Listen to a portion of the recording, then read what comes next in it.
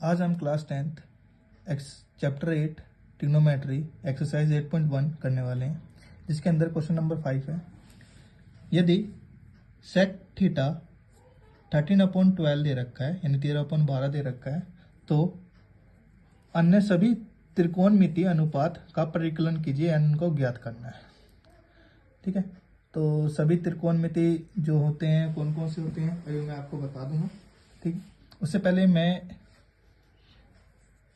Solution करते हैं। देखो, सेक थीटा है 13/12, यानी मैं इसके अकॉर्डिंग ट्राइंगल बनाता हूँ।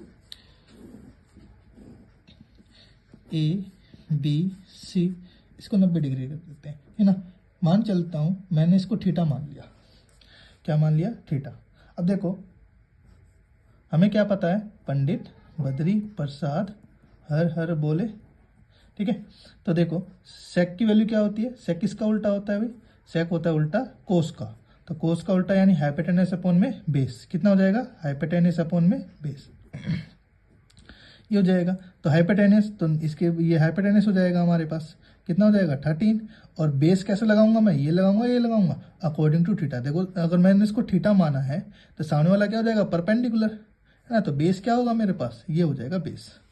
ठीक है, अब हम निकाल लेते हैं इसकी अगली side by using PGT Pythagoras theorem, जिसमें हाइपोटेनस का स्क्वायर बेस का स्क्वायर प्लस परपेंडिकुलर का स्क्वायर होता है ना। हाइपोटेनस कितना आ जाएगा? 13 का स्क्वायर। बेस कितना है हमारे पास? 12 का स्क्वायर हो जाएगा हमारे पास, और परपेंडिकुलर, है ना। 13 का स्क्वायर 169 हो जाएगा, 12 का स्क्वायर 144 हो जाएगा, और परपेंडिकुलर का स्क्वायर ना, ये प्लस में इधर आ क्या जाएगा? माइनस। जब मैं इसको माइनस कर दूंगा तो यहाँ क्या जाएगा? 25, है ना। और ये इधर आ क्या हो जाएगा? रूट, यानी 25 को रूट से जब मैं बाहर निकाल दूंगा तो पी की वैल्यू कितनी हो जाएगी? 5 हो जाएगी, यानी परपेंडिकुलर कितना हो जाएगा हमारे पास? 5 हो जाएगा। ठीक है, ठीक है, तो हमारा परपेंडिकुलर 5 आ गया था, मैंने यहाँ 5 लिख दिया। उसके बाद हमें क्या निकालना है? सभी त्रिकोणमितीय अनुपात निकालने हैं। तो सभी त्रिकोणमितीय अनुपात कौन कौन से हो जाएंगे? साइन हो जाएगा, साइन, कोस, टेन, है ना। तो साइन थीटा निकाल लेते हैं, कोस थीटा, टेन थीटा, और भी होते हैं। देखो यहाँ पे मैं बता दूंगा, पहले साइन थीटा निकाल लेते हैं। देखो साइन क्या होगा हमारे पास? परपेंडिकुलर अपॉन में हाइपोटेनस, है ना। तो परपेंडिकुलर क्या होगा? अगर मैंने थीटा यही मान रखा है तो ये परपेंडिकुलर हो जाएगा, यानी 5/13, है ना। कोस कितना हो जाएगा? b/h, बेस अपॉन में हाइपोटेनस, है ना। तो कोस परपेंडिकुलर, तो ये हमारा क्या हो जाएगा? बेस। तो बेस अपॉन हाइपोटेनस यानी 12/13, और टेन हो जाएगा p/b, है ना। तो थीटा के सामने परपेंडिकुलर और हाइपोटेनस क्या हो जाएगा? 12। सॉरी, बेस कितना हो जाएगा? 12 हो जाएगा। तो ये हमने एक साइड का निकाल लिया।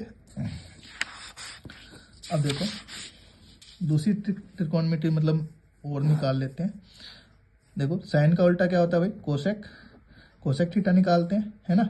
सेक थीटा तो हमें पहले से दे रखा है, सेक थीटा तो हमें पहले से तो निकालने की जरूरत नहीं है ना। और क्या होगा हमारे पास? टेन का उल्टा क्या होता है? कोट। तो कोट थीटा निकाल लेते हैं। ठीक है, तो ध्यान दो, कोसेक क्या होगा? हाइपोटेनस अपॉन में परपेंडिकुलर, हाइपोटेनस अपॉन में पर उल्टा लिख दोगे इसको, हाइपोटेनस अपॉन में परपेंडिकुलर। तो हाइपोटेनस कितना है हमारे पास? 13, है ना। और परपेंडिकुलर, थीटा के सामने वाला परपेंडिकुलर यानी 5 हो जाएगा। बाकी इसको भी पलट के लिख सकते हो तुम, है ना। इनको भी पलट के यहाँ पे लिखा जा सकता है। और इसका क्या हो जाएगा हमारे पास? बेस अपॉन में परपेंडिकुलर, बेस अपॉन में परपेंडिकुलर, है ना, यानी 12/5। ठीक है ना, इसको 12/5 कर सकते हो। ठीक है, नहीं तो यहाँ से भी देख सकते हो। ठीक है ना, हमारे पास बेस क्या होगा? थीटा के सामने वाला परपेंडिकुलर, तो परपेंडिकुलर के नीचे 5 लिख दोगे, और बेस क्या हो जाएगा हमारे पास? 12, है ना। इस तरीके से भी कर सकते हो, तो तुम्हारा ये क्वेश्चन कंप्लीट होता है।